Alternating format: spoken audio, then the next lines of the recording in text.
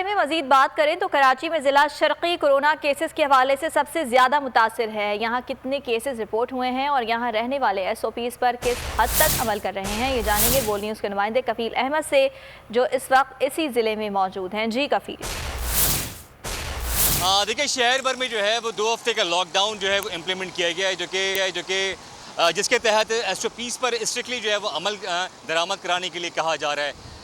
कारोबारी मराकज़ जो हैं वो जो सुबह 5 बजे से लेकर शाम 6 बजे जो है वो बंद करने के लिए कहा गया। और एक अहम चीज़ ये कि CM सिंध ने बाकायदा हिदायत जारी की हैं कि रात 8 बजे के बाद गैर ज़रूरी तौर पर जो है वो शहरी घरों से ना निकलें। दूसरी बात है कि इस वक्त मैं मौजूद हूँ ज़िला शर्की के अंदर, और ये वो जो है वो डिस्ट्रिक्ट है जहाँ सबसे ज़्यादा कोरोना केसेस जो हैं वो रिपोर्ट हुए हैं। 2666 केसेस जो हैं वो यहाँ से रिपोर्ट हुए हैं। और इसके अलावा जो ज़िला जनूबी है वहाँ जो है वो 2346 जो है वो केसेस रिपोर्ट हुए हैं।